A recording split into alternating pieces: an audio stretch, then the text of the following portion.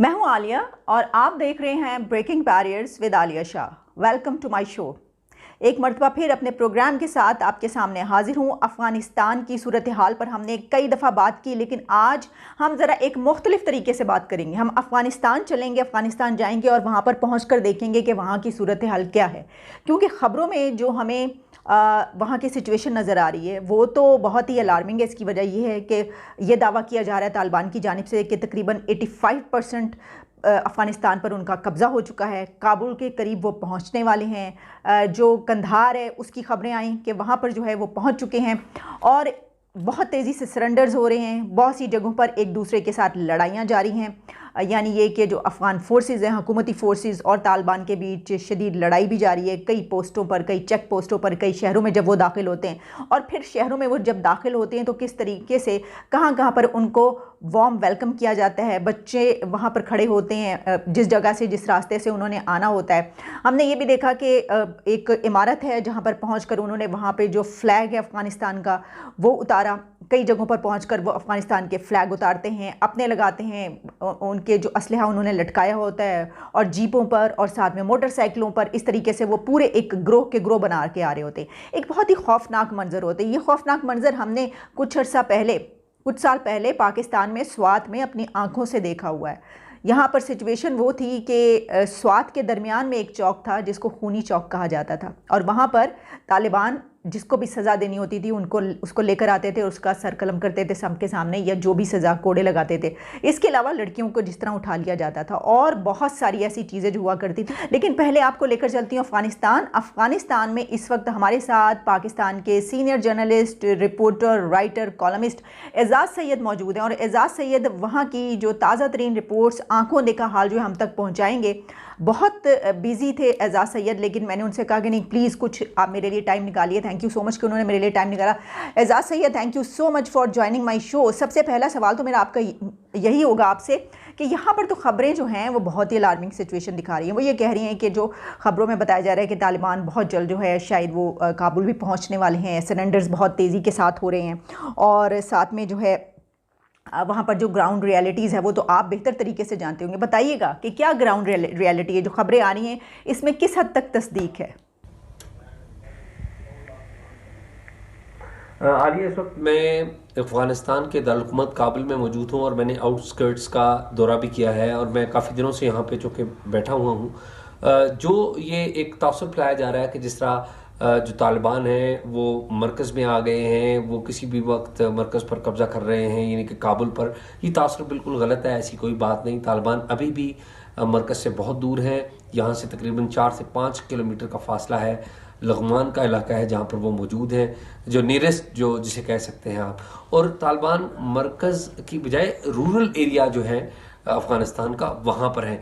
फ़िलहाल मरकज़ जो मरकज़ी दारुल-हुकूमत है काबुल, वहाँ या सूबाई जो 34 दारुल-हुकूमत है वहाँ पर तालिबान मौजूद नहीं है। जी एजाज़, ये भी कहा जा रहा है कि वहाँ से लोग बड़ी तादाद में, अफ़गानिस्तान में जो लोग मौजूद हैं वो अपने घर बार छोड़ के जा रहे हैं। ये तमाम सिचुएशन देख के, जिस तरीके से तालिबान शहरों के अंदर दाखिल हो रहे हैं, तो उससे पहले वो चाहते हैं कि घरों से निकल कर चले जाएँ। इस सिचुएशन में आप वहाँ पर पहुँच गए जब लोग वहाँ से अपने घर बार छोड़ के जा रहे हैं। लेकिन ज़ाहिर है कि एक सहाफ़ी का काम तो यही होता है कि वो जो रिपोर्टिंग है वो ऐसी जगहों से, वॉर जोन में और जो भी ऐसे कॉन्फ्लिक्ट जोन्स होते हैं, बड़े एजाज़ की बात होती है कि वहाँ पर जो है तो पहुँच कर रिपोर्टिंग करें। तो मुझे ये बताइए कि क्या वाकई वहाँ पर लोग घर बार छोड़ के जा रहे हैं, ऐसी सिचुएशन है? और जो सिविल वॉर की एक बात की जा रही है, तो क्या आपको नज़र आ रहा है कि कोई सिविल वॉर होने का ख़तरा है, कोई खाना जंगी होने का ख़तरा है? सरेंडर हो या ना हो, सिविल वार तो यहाँ पे शुरू हो चुकी है। सिविल वार किसको कहते हैं? सिविल वार उसी वक्त उसी सूरत हाल को कहते हैं कि जब कोई आर्म्ड मिलिशिया या कोई आर्म्ड ग्रुप बड़े इलाके पर कब्जा करना शुरू कर दे, हुकूमत के खिलाफ लड़ना शुरू कर दे। तो ये तो सिविल वार तो टेक्निकली शुरू हो चुकी है। वो अलग बात है कि रूरल एरिया में शुरू हुई है। बिल्कुल, लोग बड़ी तादाद में नकल मकानी कर रहे हैं, लोग यहाँ से जाने की कोशिश कर रहे हैं। जो बैरून ममालिक के सफारतखाने हैं वहाँ पर रश लगा हुआ है। पाकिस्तान और अफ़गानिस्तान का और पाकिस्तान के पड़ोसी ममालिक का जो बॉर्डर्स हैं वो बंद हैं और जो लोग बाहर नहीं जा सकते वो बॉर्डर्स के करीबी इलाकों में रह रहे हैं कि जो ही बॉर्डर्स खुलेंगे वो वहाँ पर मुंतकिल होंगे। तो नकल मकानी इंटरनल जो है वो तो शुरू हो चुकी है, लेकिन एक्सटर्नल में काफ़ी मसाइल है। ज़ाहिर है इस सिचुएशन में ये तो होगा, जो जिस मुल्क में भी अगर कोई ऐसी सूरत हाल पैदा होती है तो लोग डर के मारे, इसीलिए तो पूरी दुनिया में रेफ्यूजीज़ की इतनी बड़ी तादाद हो गई है।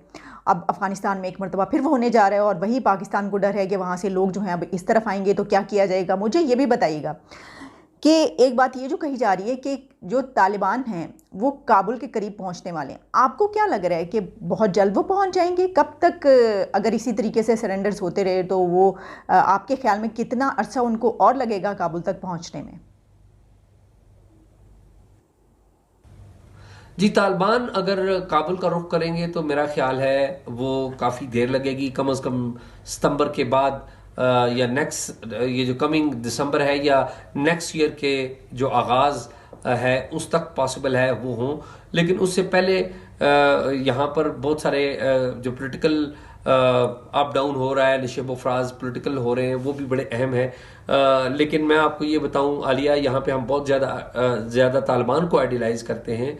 जो शहरी इलाके हैं जहाँ पर पढ़े लिखे लोग हैं वहाँ पर लोग तालिबान को आइडियलाइज नहीं कर रहे, वो पसंद नहीं कर रहे इस बात को कि तालिबान यहाँ पर आए। ये अलग बात है कि वो यहाँ की हुकूमत पर भी नाकदाना राय रखते हैं, लेकिन जब उनको चॉइस की बात की जाए तो वो तालिबान को इस तरह से पसंद नहीं करते। हाँ, जो मजहबी सोच रखते हैं लोग वो इस्लाम की नाम से इम्प्रेस होते हैं, लेकिन ऐसे मजहबी लोग जो यहाँ पर माजी में तालिबान के दौर में रह चुके हैं वो भी नहीं चाहते कि यहाँ पर तालिबान आए, पर्टिकुलरली जो अर्बन एरियाज हैं उनमें। ठीक है, आप ये कह रहे हैं कि सितंबर तक ऐसा हो सकता है, सितंबर से पहले जो है वो तालिबान का पहुंचना ज़रा मुश्किल है काबुल तक। ये भी बताइएगा आप कि वहाँ पर क्या पाकिस्तानियों की बड़ी बड़ी तादाद मौजूद है, क्या वो भी वहाँ से नकल मकानी कर रहे हैं? और वहाँ पर जो अफ़गानिस्तान के लोग हैं उनके पाकिस्तान के बारे में क्या सेंटिमेंट्स हैं? क्योंकि पॉलिटिक्स भी बहुत चल रही है ना, सियासत भी बहुत हो रही है, और तो वो क्या सोचते हैं इस सिचुएशन में, और पाकिस्तान के हवाले से और भारत के हवाले से भी, क्योंकि भारत में भी वहाँ पर बड़ी तादाद में लोग मौजूद हैं। देखिए, पाकिस्तान का इन्फ्लुएंस इस हद तक तो बहुत ज़्यादा है कि यहाँ पर एक बड़ी तादाद महाजरीन की है, उन महाजरीन की जो पाकिस्तान में रह चुके हैं। जब कोल्ड वार का एरा था, जब एक कॉन्फ्लिक्ट की सूरत हाल थी, जब सोवियत यूनियन यहाँ पर आया था तो नकल मकानी हुई थी, तो कम बेश 30 लाख के करीब जो अफगान महाजरीन हैं वो पाकिस्तान में आए थे। लेकिन उनकी तादाद भी ज़्यादा हो गई थी क्योंकि शादियाँ वहाँ पर हुई, बच्चे पैदा हुए, तो वो अभी काउंट में उस तरह से नहीं है। तो कम बेश 30 लाख से ज़ायद जो महाजरीन हैं, तो वो लोग जो हैं उनकी यादें हैं पाकिस्तान के साथ। लेकिन हुकूमत पाकिस्तान के हवाले से, उनकी पॉलिसियों के हवाले से यहाँ पर जो मुकामी अफ़गान अवाम है वो कोई इतने खुश नहीं है, वो नाकदाना रवैया अख्तियार करते हैं। भारत की जहाँ तक आप कंपैरिजन करती हैं तो भारत यहाँ पर मुख्तलिफ अवामी किस्म के प्रोजेक्ट्स कर रहा है। भारत का इतना ज़्यादा असर और रसूख अवाम में शायद इतना ना हो, लेकिन हुकूमत में इन्फ्लुएंस काफ़ी है क्योंकि यहाँ पर काफ़ी इन्वेस्टमेंट जो भारतीय हुकूमत है वो कर रही है। थैंक यू सो मच एजाज़ सैयद, आपने मेरे प्रोग्राम के लिए टाइम निकाला। मेरी रिक्वेस्ट पर बहुत बहुत शुक्रिया आपका। हम जानते हैं कि आप वहाँ पर बहुत ज़्यादा बिज़ी हैं। नाज़रीन, आपने देखा कि एजाज़ सैयद ने हमें वहाँ से जो रिपोर्ट दी है। अच्छा, हम जानते हैं कि जो ख़बरें आती हैं इस तरह की सिचुएशन में, ख़ास तौर पर अगर किसी मुल्क में कोई जंग का आलम हो या कोई ऐसी चीज़ हो रही हो, तो बाज़ औक़ात ख़बरें बहुत बढ़ा चढ़ा के भी आ रही होती हैं। लेकिन हम ये नहीं कह सकते, जिस तरह उन्होंने बताया, कई अखबारात ने कई जगहों पर हमने पढ़ा और लिखा देखा कि कुछ ही घंटे हैं अभी उनके काबुल में पहुंच जाएंगे, कुछ ही दिनों में पहुंच जाएंगे। लेकिन जिस तरह एजाज़ सईद ने बताया कि वहां पर उनको कम से कम सितंबर तक जो है हो सकता है वो वहां तक पहुंच सकें।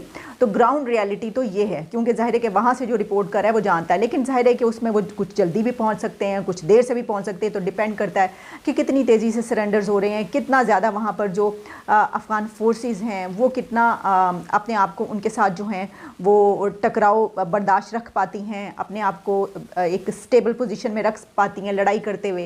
ये सब इस पर डिपेंड करता है। लेकिन जाहिर है कि हालात, हम ये तो नहीं कह सकते कि अच्छे हैं, हालात ख़राब तो बहुत ज़्यादा हैं। और एक बात जो मैंने शुरू में कही थी कि यहाँ पे पाकिस्तान के हवाले से भी ये बात की जा रही है कि यहाँ पर भी वो पहुँच रहे हैं, ये बात किस हद तक दुरुस्त है। इसके बारे में मैं अगली अपनी एक और वीडियो बनाऊँगी, उसमें मैं बात करूँगी, और कुछ और बहुत अहम पॉइंट्स हैं जिसके ऊपर बात करना ज़रूरी है। तो लेकिन अभी नहीं, वो आपसे हम नेक्स्ट वीडियो में बात करेंगे। अभी इजाज़त दीजिए और देखते रहिए। Thank you so much for watching my show. बहुत बहुत शुक्रिया।